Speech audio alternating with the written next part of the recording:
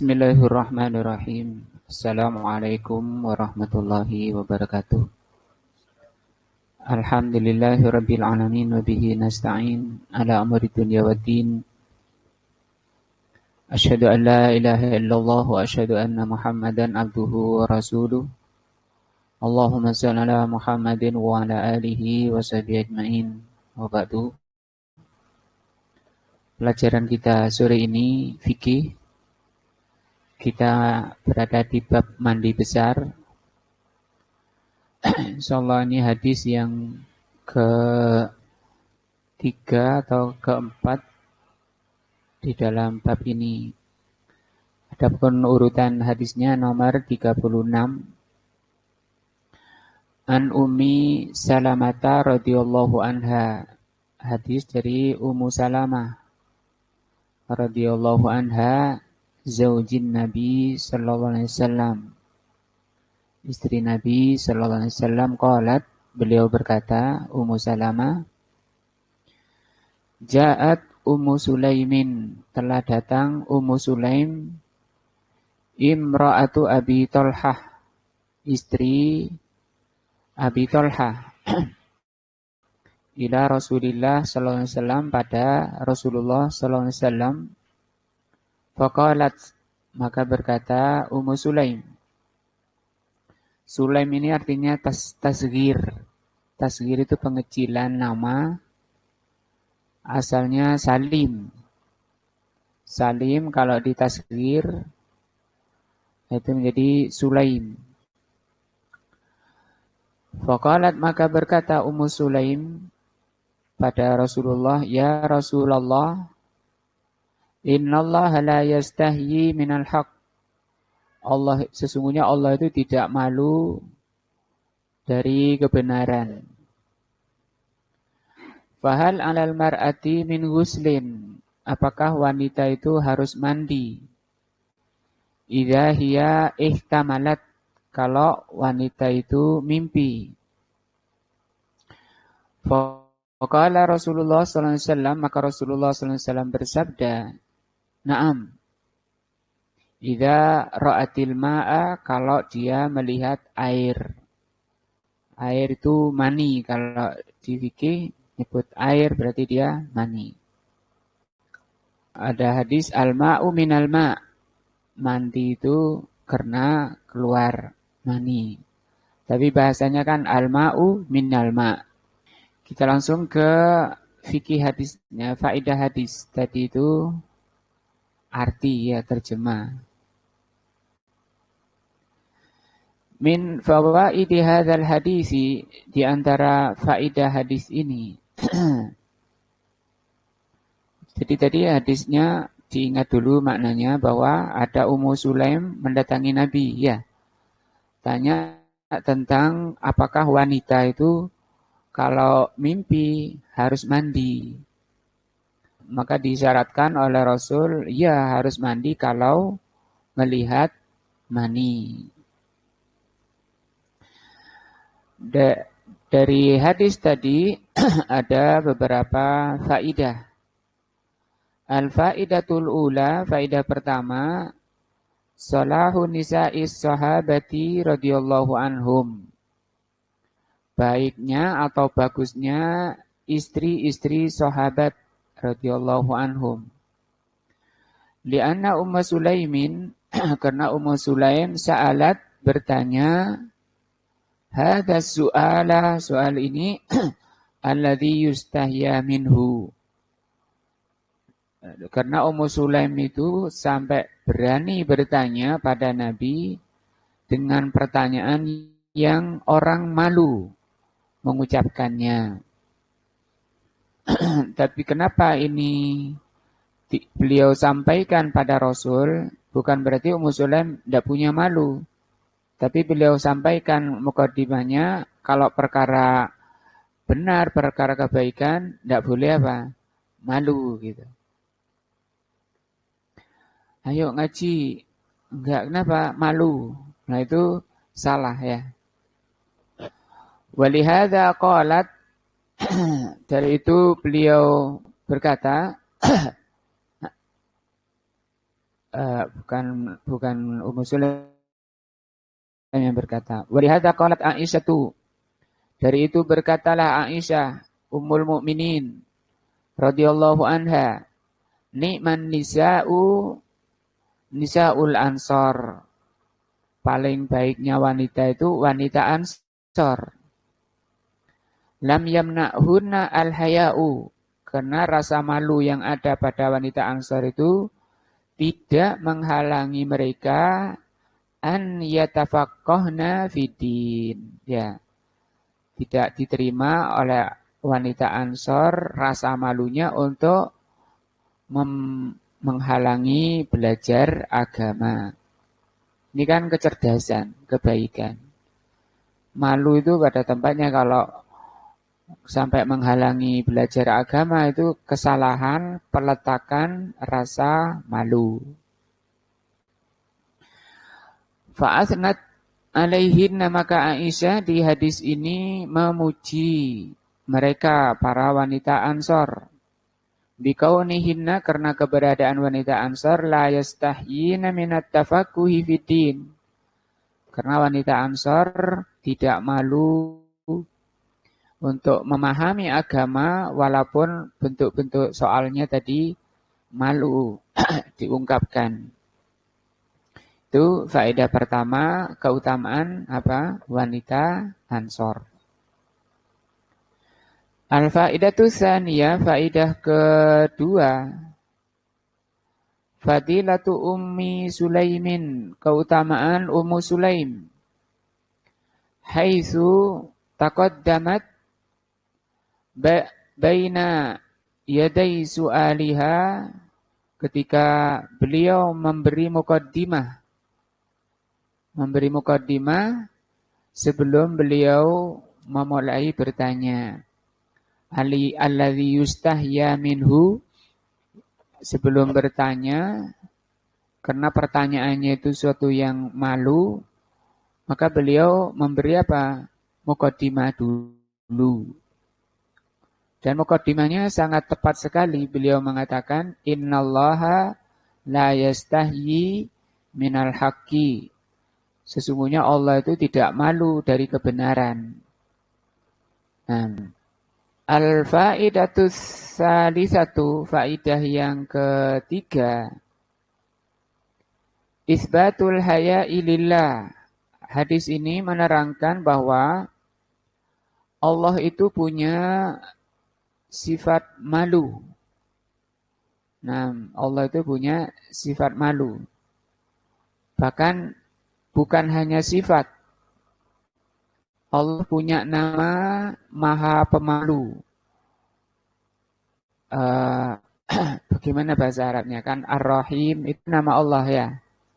Al-Ghafur, Al-Malik, Al-Ghaffar. Kalau Al-Ghaffar yang Maha memaafkan, Al-Malik yang Maha menguasai, Al-Khaliq yang mencipta. Kalau yang Maha Malu, apa bahasa Arabnya? Al-Haya. Ada nama Allah Al-Haya. Al-Haya ini sifat ini. Haya itu sifat. Jadi ada nama, ada sifat. Al-Tahir, apa bedanya nama dan sifat? Allah itu punya nama-nama Al-Husna dan punya sifat. Ar-Rahim itu nama Allah. Kenapa Allah diberi nama Ar-Rahim? Karena Allah itu Maha Penyayang. Penyayang itu bukan nama tapi sifat. Nah, ya. Sekarang apa bedanya? Nama dan sifat. Kalau sifat belum tentu nama. Tapi kalau nama pasti mengandung sifat. Gitu. Apa bisa diulang? Rahmat. Apa bedanya nama dan sifat? Kalau nama mengandung sifat, kalau sifat belum tentu nama. Contohnya,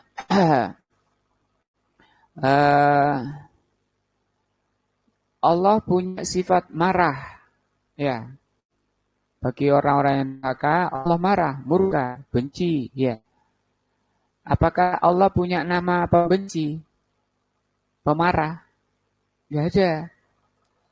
Jadi itu kaidah juga di dalam kita. Kaidah Ahlussunnah di dalam menetapkan nama itu tidak boleh mengandung makna yang jelek. Marah itu kan sifat-sifat kurang bagus. Nah, maka untuk nama Allah dihindari dari yang demikian. Allah itu membalas orang yang berbuat makar. Makar tipu daya. Ya. Tapi tidak ada nama Allah makir. Tidak ada. Itu perbedaan antara nama dan sifat. Kalau nama mengandung sifat, kalau sifat belum tentu menjadi nama. Kembali ke tadi. Al-haya'u itu sifat. Namanya apa? Belum pernah dengar ya? Apa? Al-hayyu. Benar. Allahu la ilaha illa huwa al-hayyul qayyum. Al-hayyu artinya apa? Maha hidup. Loh kan, hidup. Bukan. Nah, yang maha malu, bahasa Arab nama Allahnya Al-Hayyu. Al-Hayyu, yaknya berapa? Al-Hayyu itu maha malu.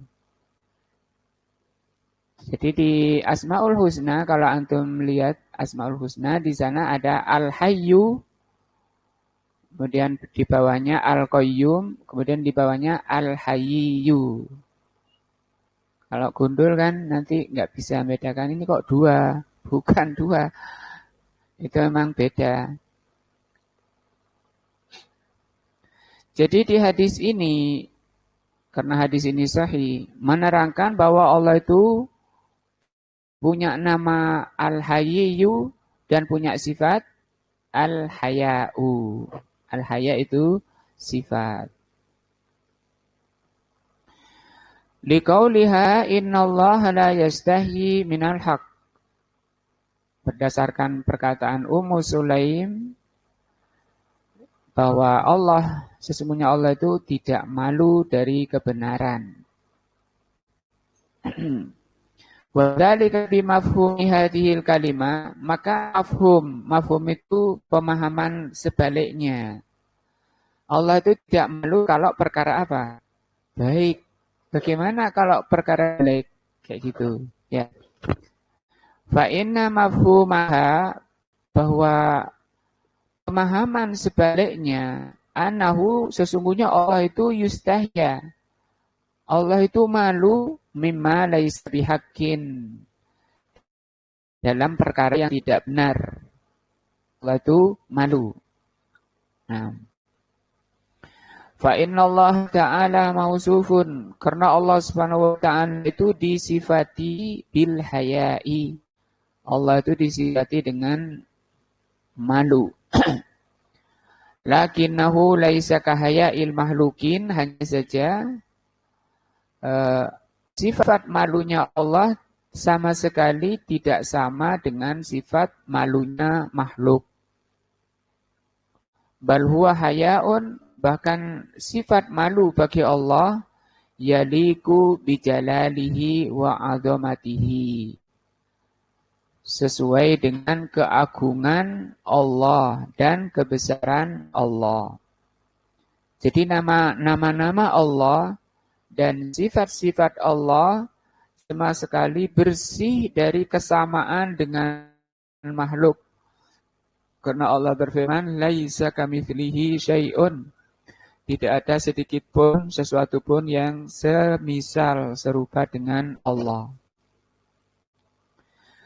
Waja'a fil hadisi, juga disebutkan dalam hadis bahwa Allah itu punya sifat malu.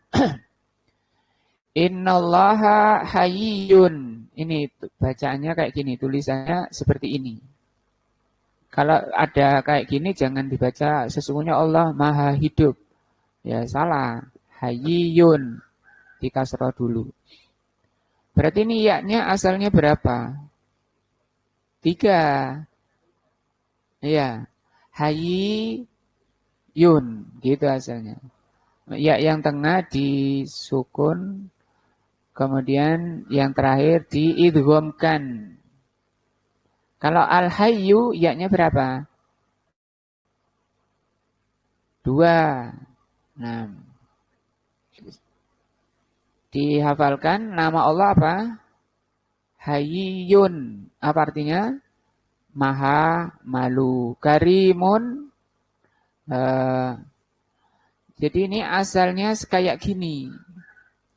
Hampir semua nama Allah bentuknya itu kayak gini. Di fathah, kemudian kasrah, kemudian ya, belakangnya domatain.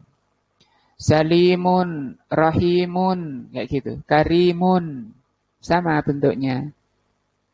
Kenapa itu mengandung sifat? Ini asalnya juga hayyun.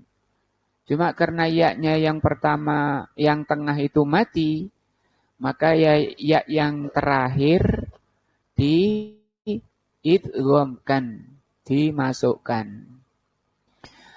Sesungguhnya Allah itu hayyun karimun. Hayyun maha malu, karimun maha derma.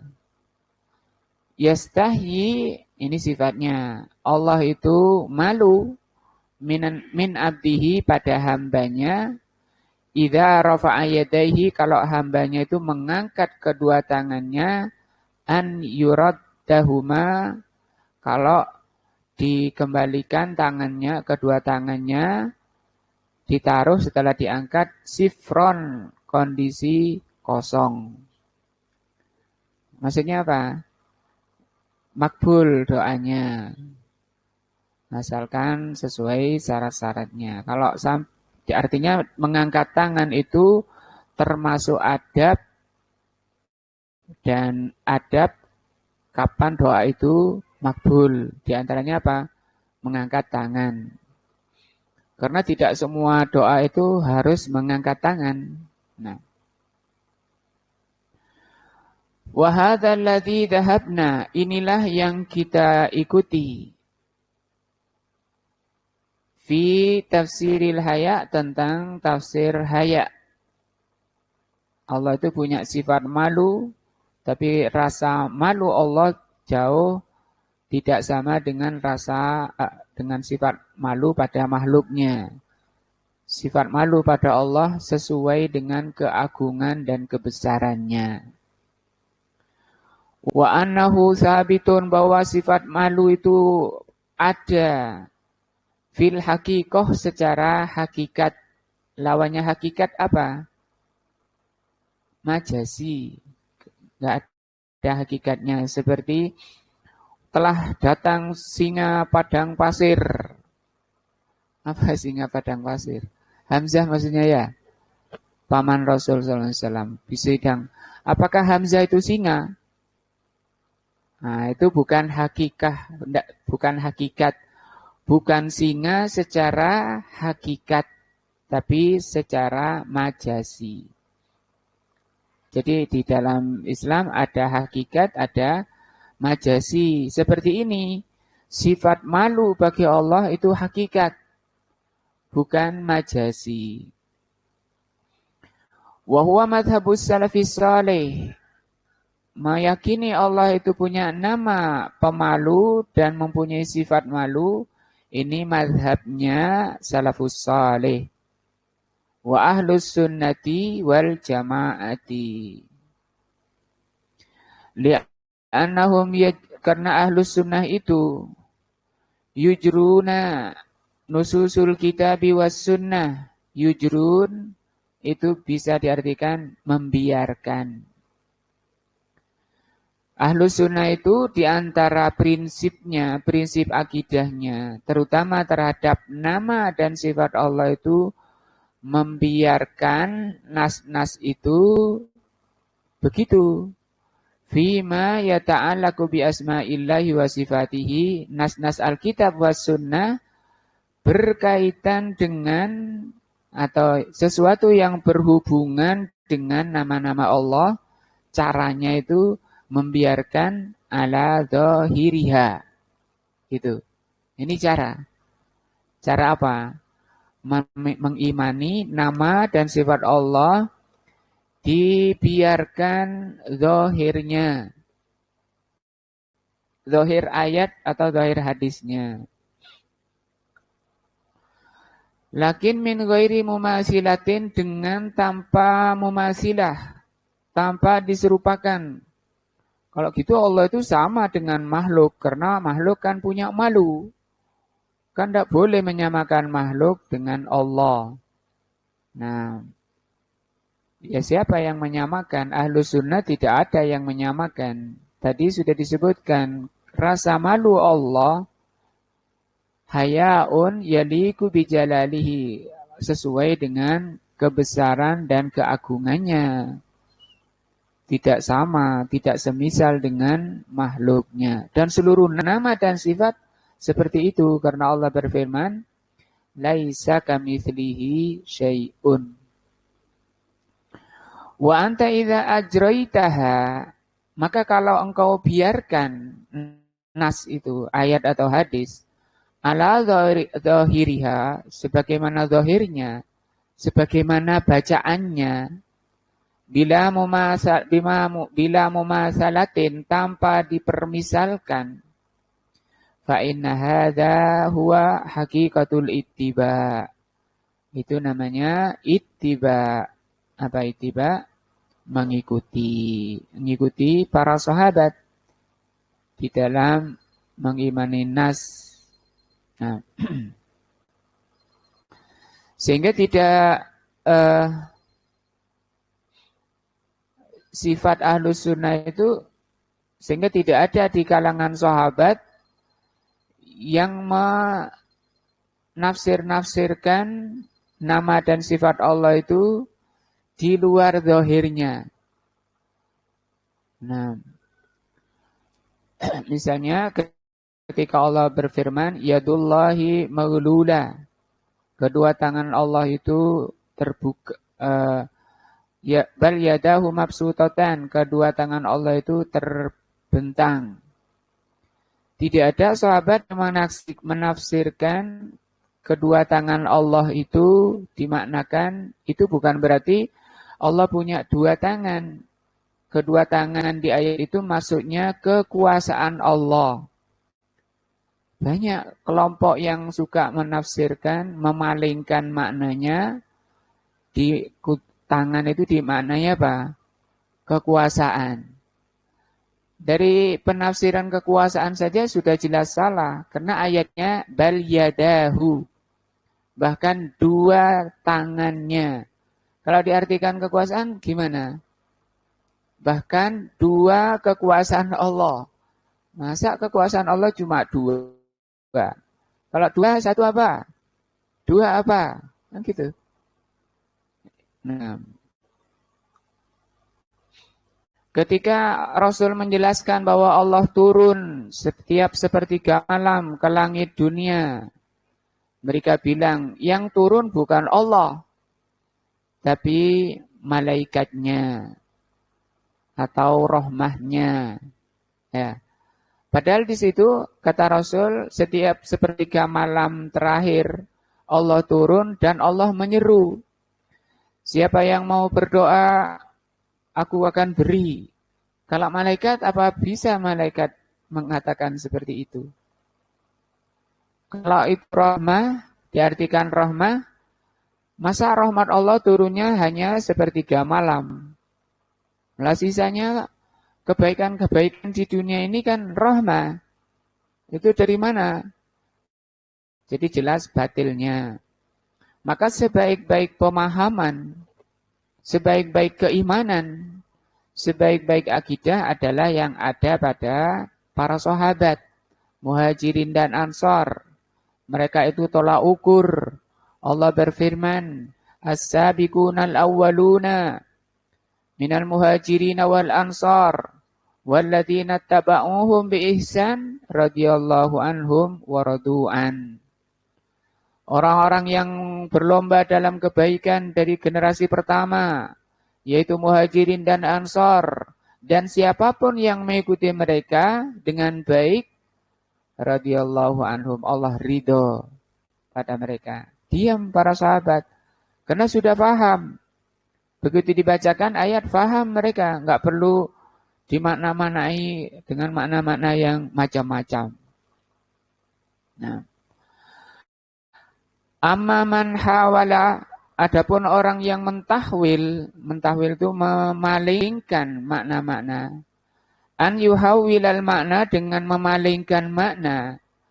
Ila maknan yulaimu akliyatahu, dengan makna-makna yang mencocoki akal mereka.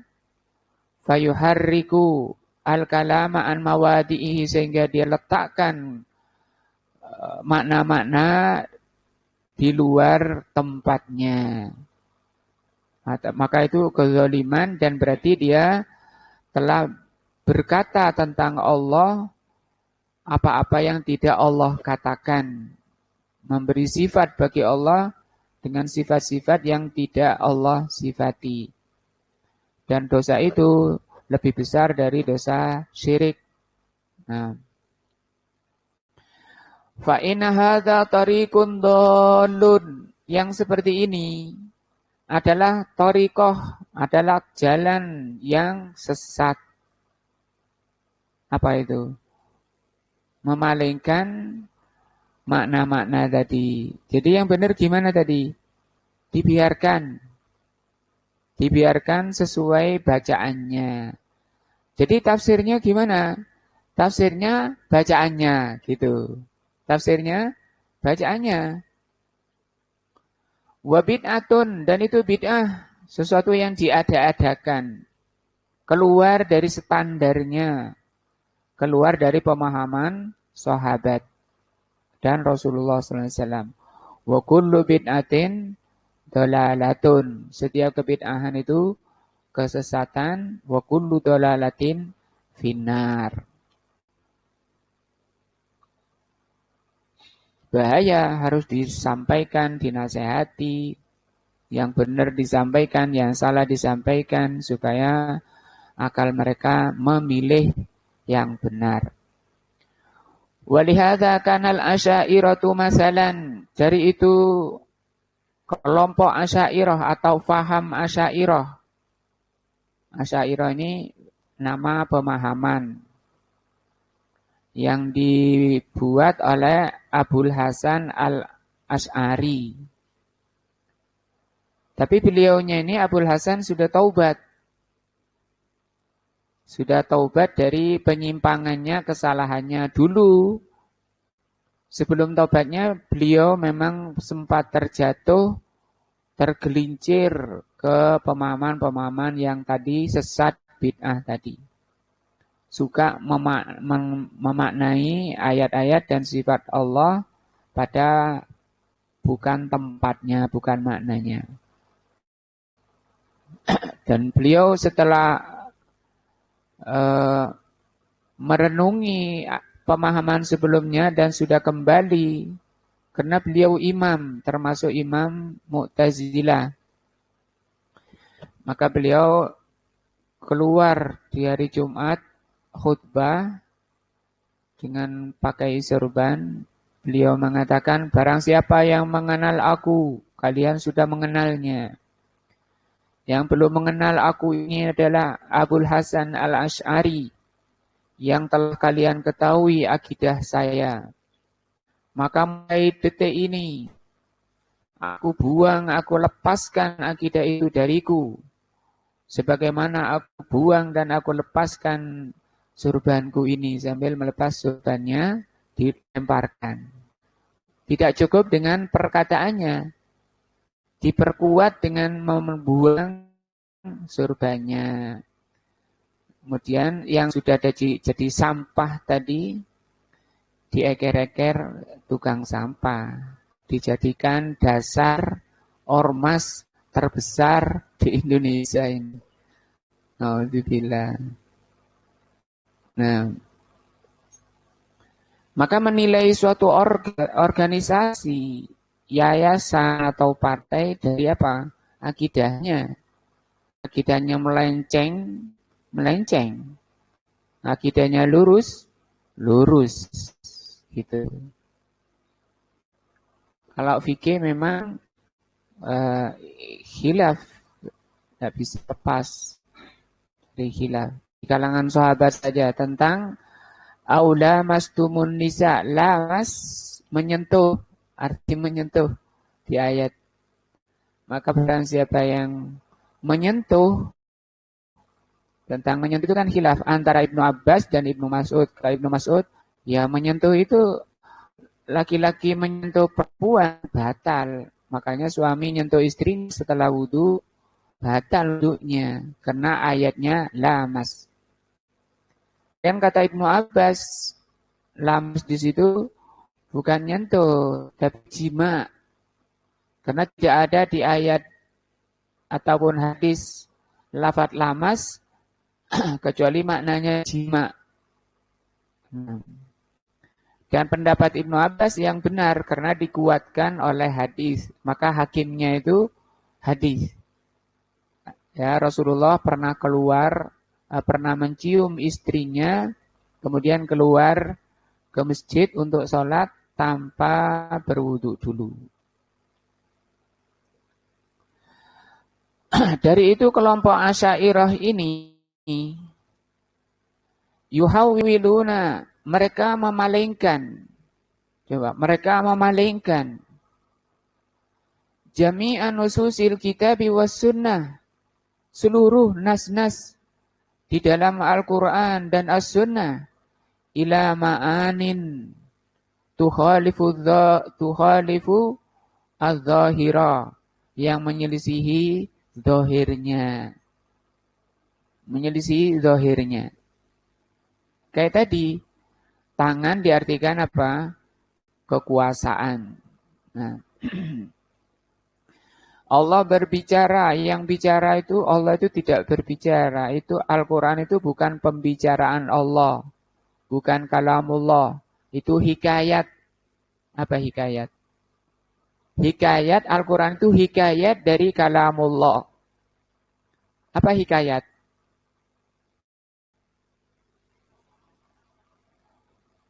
Ungkapan, kayak kisah gitu. Al-Quran itu kisah dari kalamullah, bukan kalamullah. Nah, maka itu perkataan bukan kalamullah ini menyelisihi Ahlus Sunnah wal Jamaah. Karena memang ayatnya Allah mengatakan kalau ada orang musyrikin ditahan, maka hajari mereka apa? Kata Allah, hajari mereka kalamullah. Yang dimaksud kalamullah apa di situ? Al-Quran. Fima ada sab'i sifatin yu'awwiluna. Selain yang 7 sifat, Allah wujud, qidam, baqa itu mereka di ayat-ayat Al-Quran dan hadis mereka takwil. Wal haqiqatu, dan hakikatnya annahum yuharrifunal kalima an mawadihi. Jadi kelompok Asy'ariyah itu sesatnya karena mereka terjerumus dalam kebid'ahan, mentahwil, mentahrif, memalingkan ayat-ayat dan sifat-sifat dan nama Allah. Kalau ditanya, kenapa Asy'ariyah itu dikatakan sesat? Itu ada cukup, ya.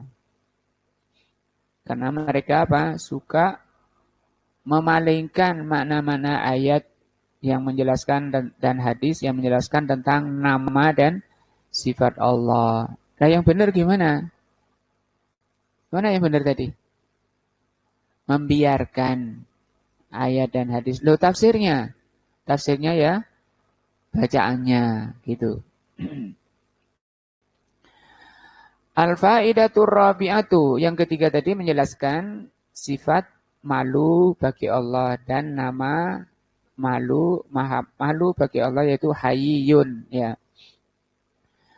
Faedah keempat, annal mar'ata, bahwa wanita itu kotah talimu, kadang wanita itu juga mimpi keluar mani.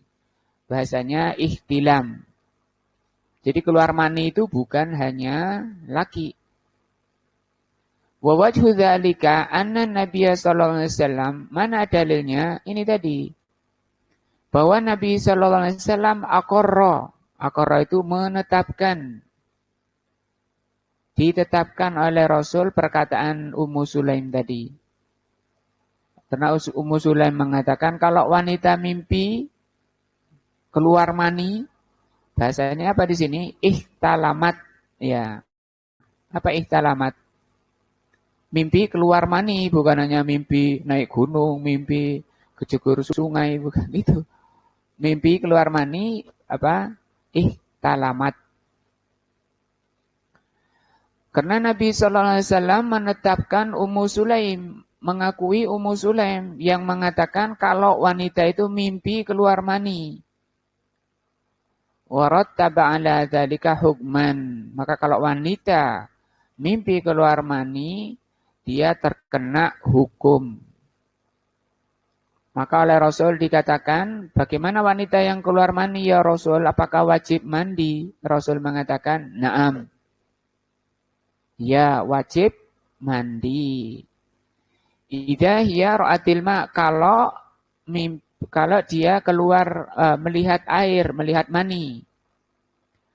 Walau kanatil mar'atu la tahtalim, kalau wanita itu tidak bermimpi keluar mani, ini kan juga menunjukkan bahwa wanita itu punya apa? Mani. Nah, cuma bahasa Indonesianya kalau di IPA itu dibedakan. Apa namanya? Sel telur. Apa kalau wanita? IPA, yang belajar di IPA. Apa? Kalau laki sperma, kalau perempuan? Ya IPA. Sama, mani juga. Sperma. Enggak, di IPA ya, IPA. Yang masih ingat. Biologi, di biologi. Walhasil. Laqala laha awatahtalimul mar'atu. Kalau wanita itu tidak punya mani, maka Rasul akan mengatakan, loh, apakah wanita itu punya mani? Gitu kan? Ya. Lakinnaha tahtalimu fil waqi'. Tapi kenyataannya Rasul mengatakan ditakrir itu diakui dan dibenarkan bahwa wanita itu bisa mimpi keluar mani, menunjukkan maninya wanita itu punya mani. Dan Rasul mengatakan, iya kalau kamu lihat mani. Kalau nggak punya mani itu maninya siapa?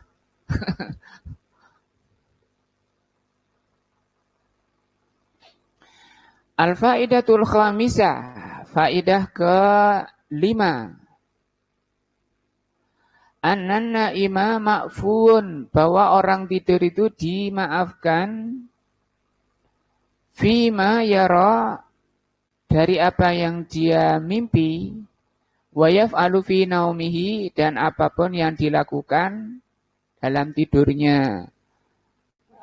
Mimpi dalam mimpinya atau yang dilakukan kondisi dia tidur, suaminya ditendang atau istrinya ditendang sampai jatuh. Dosa sampai niki, apa aku enak-enak turu ditendang. Nah, itu salah. Apa bahasa di sini apa? Makfu. Apa makfu? Dimaafkan. Ya maafkan, aku tidur kan tidak sengaja. Aku tadi mimpi ya. Mimpi dikejar apa? Jadi ini hadis ini menerangkan bahwa mimpi itu atau misalnya ya mengatakan nauzubillah. Suaminya mengatakan, "Dik, kamu tak cerai 3 kali." Nah, ya. Kaget istrinya. Loh, aku dicerai. Dia tidur. Nah, jatuh apa enggak?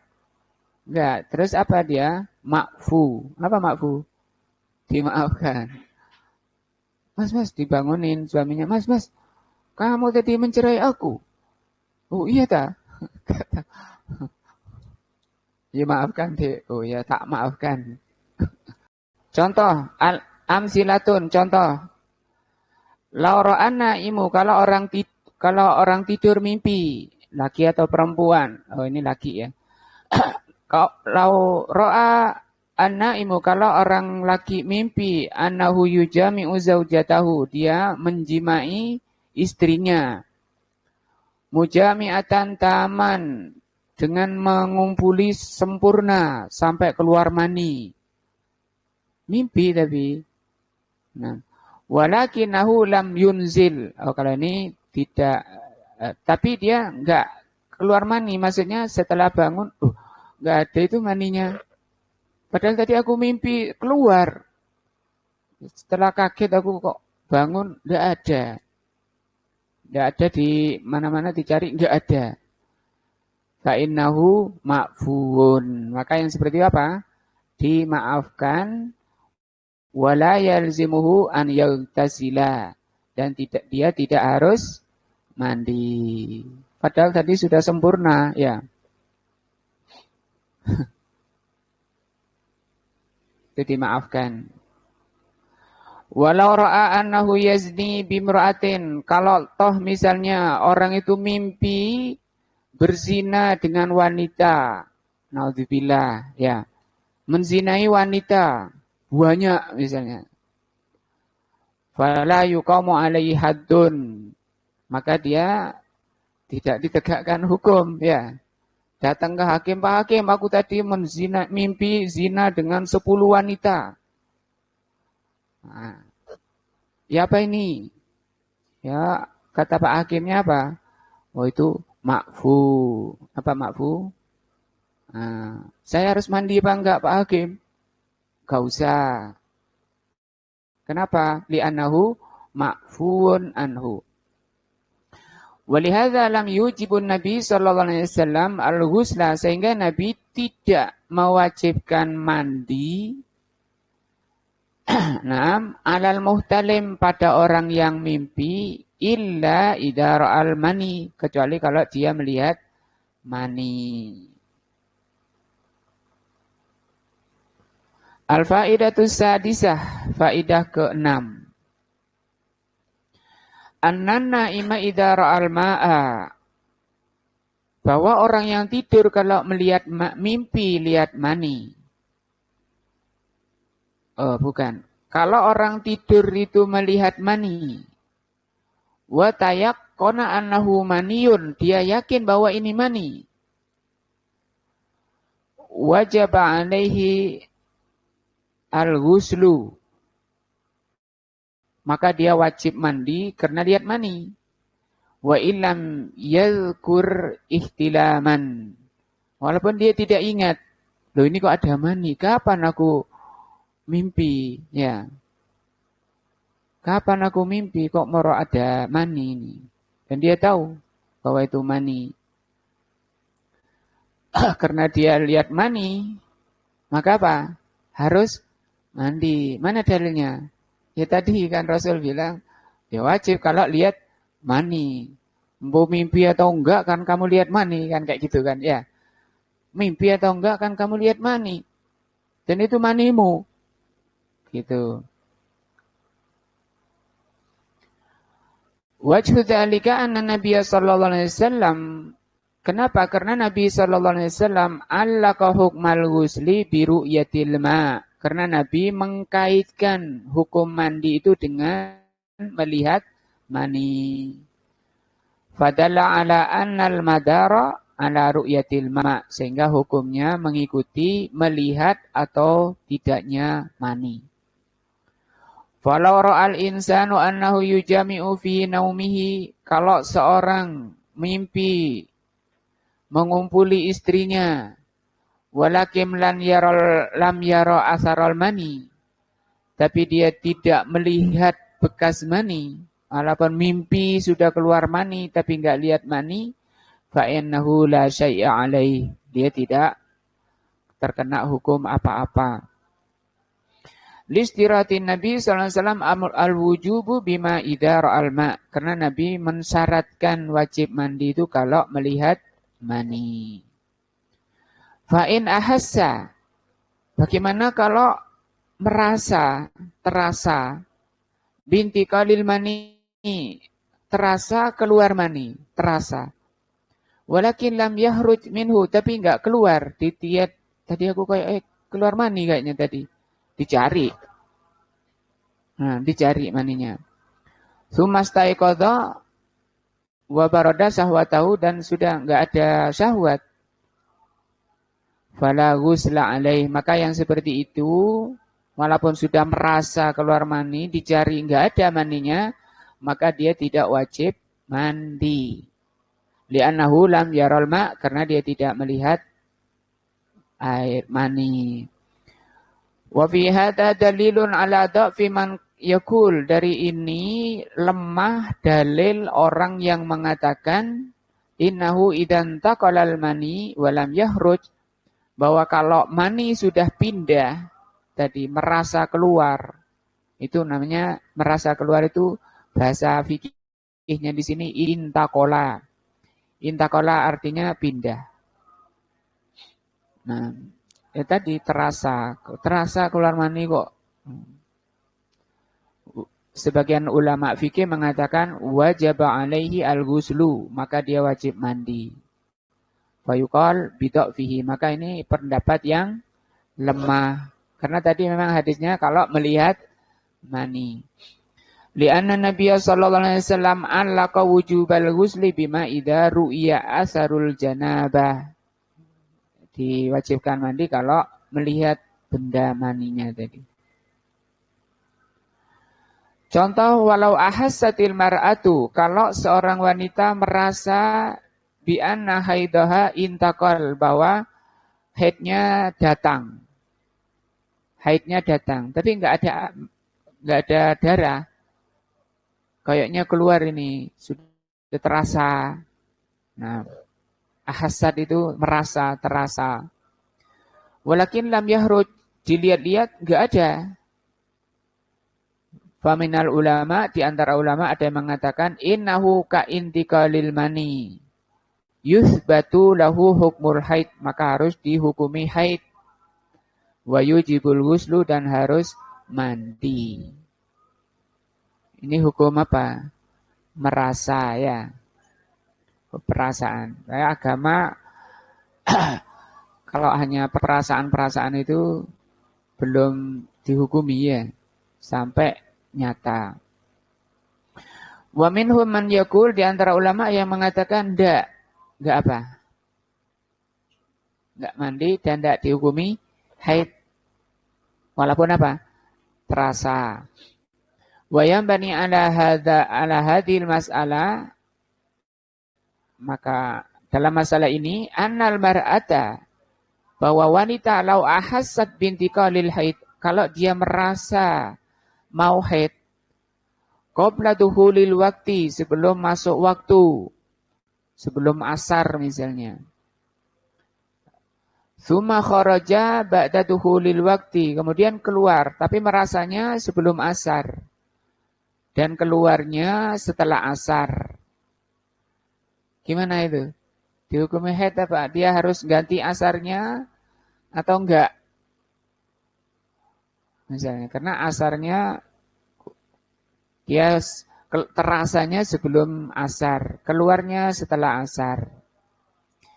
Fa idza qulna innal intiqal fi hukmil khuruj, maka begini, kalau merasa itu dihukumi haid, dihukumi keluar, nah maka dia tidak harus sholat, karena dia sudah menghukumi dirinya haid tadi sebelum sholat asar, sebelum masuk asar. Li'anha kanat haidon, karena dia haid tadi sebelum masuk asar. Wa idza qulna la, kalau dia hukumi enggak, karena cuma merasa, sementara asar sudah lewat. Wal ibratu bil khuruj, maka hukum itu ditetapkan berdasarkan keluarnya. Fa inna hadhil mar'atu tajibu 'alaiha as-shalah, maka dia harus ganti salat asarnya. Idza adraka min waktiha, kalau masih ada asarnya sebatas 1 rakaat. Kapan habisnya waktu asar? Pak Huri, kapan habisnya waktu asar? Maghrib. Rahmat. Maghrib. Suyono. Dulu Syamsi. Tenggelamnya matahari. Maghrib sama ya. Semua sama. Sepakat. Sepakat. Ya salah. Habisnya waktu asar ketika cahaya menguning. Dari menguning sampai maghrib, sampai tenggelamnya matahari, namanya waktu darurat. Waktu darurat, bukan waktu ada. Jadi ada waktu ada waktu darurat. Untuk ada itu, pelaksanaan ada itu sampai nguning, habis. Barang siapa yang sholat asar nunda-nunda sampai kuning, tidak diterima sholatnya selama 40 hari. Ancamannya keras.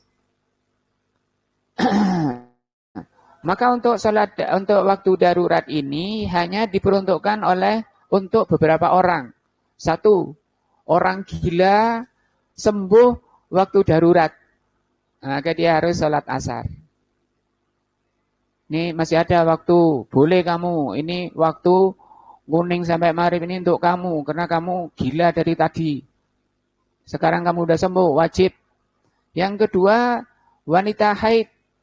Ya, wanita haid sembuh di waktu kuning, darurat. Maka harus sholat. Ketiga, orang pingsan. Orang pingsan. Sadar ketika waktu kuning. Yang keempat, masuk Islam. Baru masuk Islam di waktu kuning. Nah, yang kelima, apa? Orang balik, mimpi masuk balik di waktu kuning. Aku tidur sampai waktu kuning, sebelum habis asar tadi saya tidur, waktu kuning sudah balik dia karena tadi mimpi. Maka boleh dia sholat. Dan memang waktu kuning sampai maghrib itu namanya waktu darurat. Untuk maghrib sampai isya nggak ada darurat. Seingat saya, isya ada daruratnya. Isya, habisnya waktu isya kapan? Tengah malam, jam 12 habis. Sama tidur, jam 1 baru bangun. Habis waktu isya, terus gak sholat. Sholat.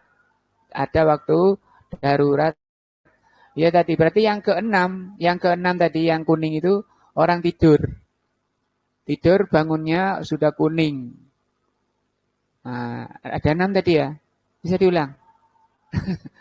1, orang gila. 2, orang pingsan. 3, bantu balik. 4, tidur baru bangun. 5, suci dari haid. 6, masuk Islam. Nah, insya Allah ini masih ada beberapa yang belum terbahas dari hadis 36. Wallahu a'lam bishawab.